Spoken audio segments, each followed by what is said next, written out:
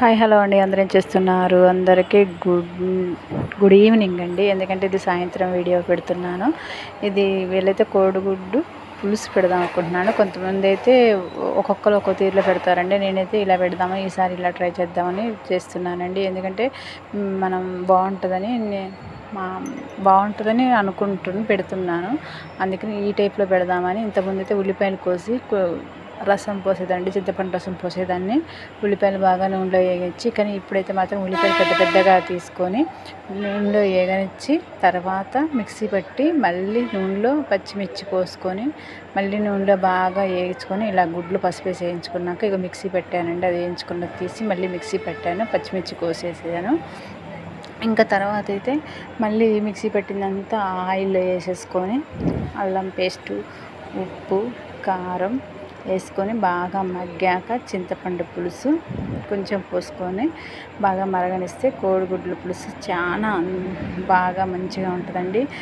హోటల్లో ఏ స్టైల్లో అయితే మనకి చికెన్ సూప్ ఉంటుందో అలా సూప్ లాగా ఉండి చాలా మంచిగా అనిపిస్తుందండి. చెప్పా కదా, ఉప్పు, కారం, పసుపు, అల్లం పేస్ట్ 3 వేసానండి. వేసి కొద్దిసేపు మగ్గనిచ్చుకున్నాక మనం వాటర్ పోసుకోవాలండి. ఎందుకంటే అది ఆ పేస్ట్కి అంతా ఉప్పు కారం పట్టాలి కదా, అందుకనే ఒక 5 నిమిషాలు మగ్గించాక చింతపండు అయితే నానబెట్టుకున్నానండి.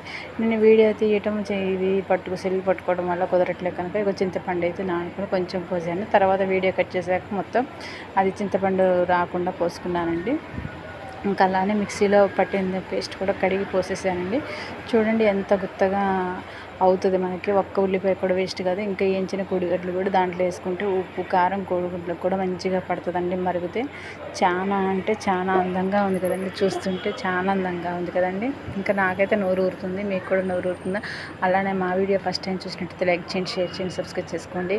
మీ సపోర్టు మాకు ఇంకా ఎంత అవసరం అండి. చూడండి పులుసు అయితే మరిగిపోతుంది. ఇలా అంతా దగ్గరికి వచ్చాక మసాలా వేసుకొని ఒక 5 నిమిషాలు ఉంచుకొని దించితే ఇంకా అదిరిపోద్దండి. వేడి వేడి అన్నంలో కోడిగుడ్డు పులుసు వేసుకుంటే నోరు ఊరిపోయేలా ఉందండి. నాకైతే ఇంకా అన్నం వండేసుకొని నేనైతే అన్నం తింటాను. ఇట్లా నీ పని చేసుకుంటూ ఉంటే ఇంకా కొన్ని గిన్నెలు ఉండే ఆ గిన్నెలు కూడా క్లీన్ చేసి పక్కన పెట్టేసుకున్నాను. షింక్ పక్కనే ఉంటే పని కూడా కొంచెం ఈజీగా ఉంటుందండి. ఎందుకంటే బయట వేసుకొని తోమే కంటే సింక్ పక్కన ఉంటే వంట చేసుకుంటూ కూడా తోముకోవచ్చు. మళ్ళీ ఇంకా మీ వంటలు ఏంటండి? ఇవాళ సండే స్పెషల్ కదా, ఏం కూరలు వండారు, ఏం చేస్తున్నారు? అలానే లైవ్ పెడుతున్నాండి. ప్లీజ్ అండి లైవ్కి సపోర్ట్ చేయండి. మీ సపోర్ట్ మాకు ఎంతో ముఖ్యం అండి. మీ ఎంకరేజ్మెంట్ లేని ఇందాక గిన్నె రుద్దని చెప్పే కదండి, గిన్నెలు అయితే రుద్దేసి ఇలా పెట్టేసుకుంటాను. తర్వాత అంట్ల స్టాండ్ వేసుకుంటాను.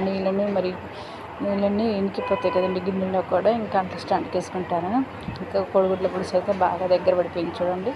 ఎలా దగ్గరగా ఉంది, చేపల పులుసు ఎలా ఉందో అలా ఉందండి. స్మెల్ అయితే అదిరిపోతుందండి. ఫోన్లో స్మెల్ రాదు కదండి. నేనైతే ఇంకా మూత పెట్టేస్తున్నాడు. మా కోడిగుడ్ల పులుసు అయితే సండే స్పెషల్ రెడీ అయిందండి. అందరికీ బాయ్ అండి.